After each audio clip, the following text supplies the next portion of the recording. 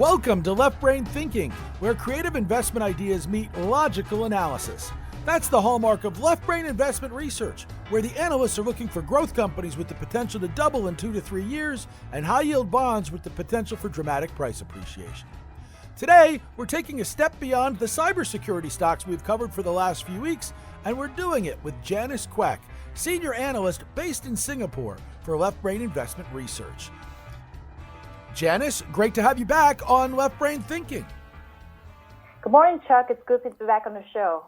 We are talking today, we're taking that step beyond in terms of we're not doing cybersecurity stocks, not that you guys are done by a far stretch, because anybody who checked out your Fortune Makers series event a week ago, they know the whole breadth of cybersecurity stocks, but we're taking it a step further and we're looking at DataDog. It's ticker symbol DDOG, and if the audience goes to leftbrainir.com, they can find the fresh look that you guys recently took on DataDog.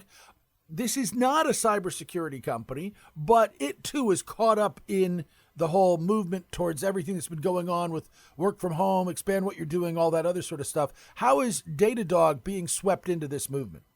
That's right, Chuck. We've been covering a series of cybersecurity stocks over the last few weeks on the Left Brain Thinking podcast here. And not far from this theme of monitoring and response software for the enterprise is a company called DataDog. This is a company that provides a platform of solutions to automate the monitoring of IT systems in the enterprise. You know, we hear of the term enterprise digital transformation a lot these days. Companies are modernizing the way they do things and rapidly digitizing work. And this process usually means that they're using more software, digital tools, and applications and migrating operations to the cloud. You know, believe it or not, the average enterprise has about 464 custom applications deployed today, and 39% of these applications are in the public, private, or hybrid cloud. And as a result, we're increasing our digital footprint quickly, but often an afterthought is the ability to check if the software and the hardware is performing up to speed and if it's safe. DataDog automates this checking and monitoring process, what they call observability, and it provides that visibility in real time so IT teams can identify problems as they occur and respond to them quickly. And they do this for applications monitoring, the network, infrastructure, across the technology stack, pretty much. Let's talk about what is called application performance monitoring, which is what DataDog does, why it's so important, particularly as we get towards more of the remote work, you don't have to be in the office kind of setting stuff. I once saw a McAfee report titled "Every Company is a Software Company." And I thought that really succinctly described the level of IT challenges companies are having to manage today because of digital transformation, even if you're not in the tech business.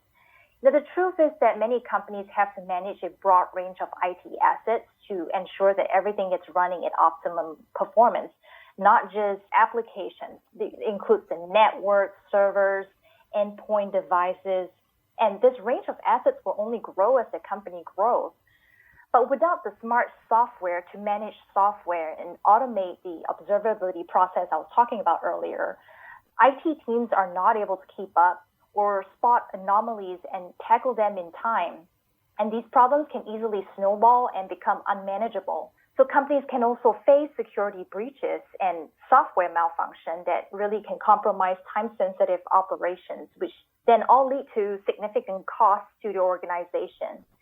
What DataDog offers, the modern infrastructure and application monitoring, is really still in the early stages. So we're only starting to hear of it being deployed in the enterprise.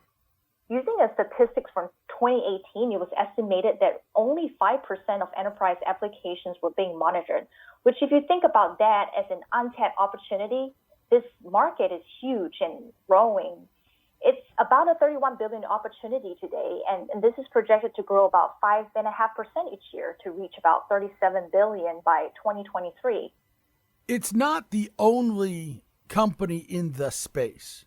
And obviously, all of the technology businesses are particularly competitive. So what makes DataDog stand out from the competition? We've seen incredibly impressive performance from DataDog. The company is in a hyper-growth phase, achieving revenue growth rates north of 60+%. And, if you look at the numbers between 2017 and 2019, revenue was increasing at a compound annual growth rate of almost 90%. And if you think about even when comparing with other technology companies, this is a really high number. There are several reasons that has made it successful thus far. One of it is the market opportunity I mentioned earlier and how corporations are really still in the early stages of deploying tools like what DataDog provides. DataDog has said that most of its customers are greenfield, which means that they currently do not use an equivalent product. So the thought process with a lot of these IT teams when they evaluate DataDog is that this is a new capability that will be important for the company. And in fact, it is considered mission critical because in a time when customer-facing operations are digitally run or machines at an industrial plant are managed by computers, the financial impact or customer experience impact of downtime can be rather costly. Another reason is that we've seen many of DataDog's customers are adopting more products over time. And not only are they starting with one product, then building up their consumption gradually, they're also choosing to purchase more products together in the early stages. And we see this as an indication of product resonance and appeal. IT teams are deciding that more than one or two of DataDog's products in their product suite will be important to the IT workloads now and in the future. And so they're willing to spend. And if we look at its product range, DataDog has a very broad suite of solutions, right? I've mentioned application performance monitoring, network monitoring, security monitoring, user experience monitoring. These are some of the products that they offer in their portfolio. And there's also the part where these solutions are offered on a single platform, which makes integration, operability, and performance seamless.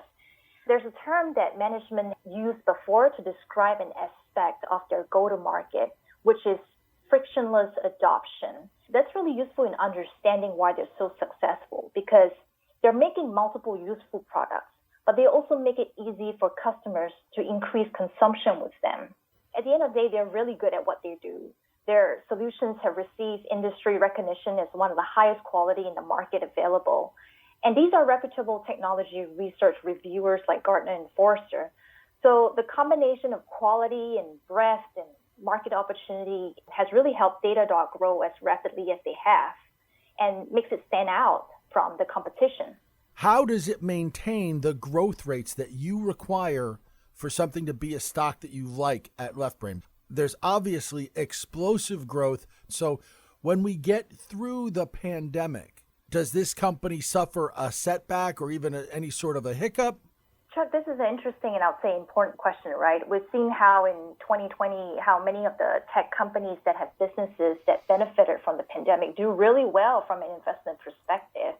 But, as investors think about 2021, their plan, they have to start evaluating how these businesses are likely to perform in a post-pandemic world. And for DataDog specifically, I think the answer is yes, that companies will continue to benefit and use DataDog. The trends of enterprise digitization and cloud migration was already in full swing pre-pandemic because they were among the top of priorities with chief IT officers in corporations as a way to transform and move their companies forward, from clunky manual methods and rote processes into the digital age.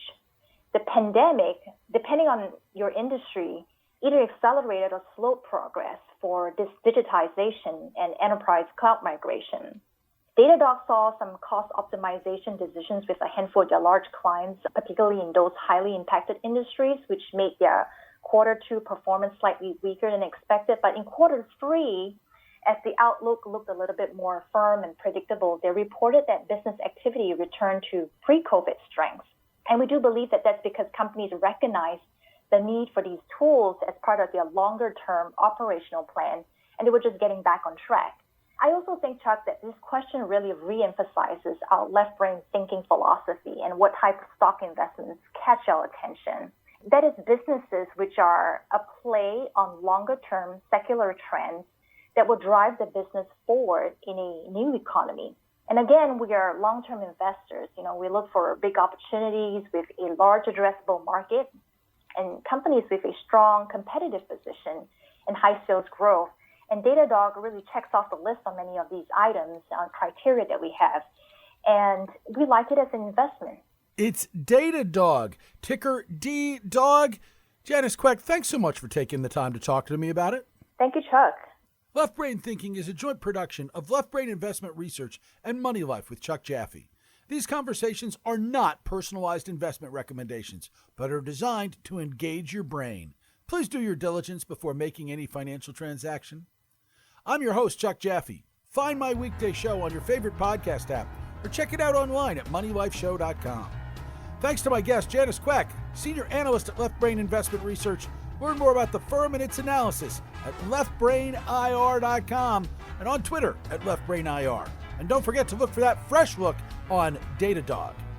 Left Brain Thinking is available every Wednesday. Plan to put your Left Brain Thinking cap on again every week by subscribing via your favorite podcast app. Until next week, stay safe, everybody.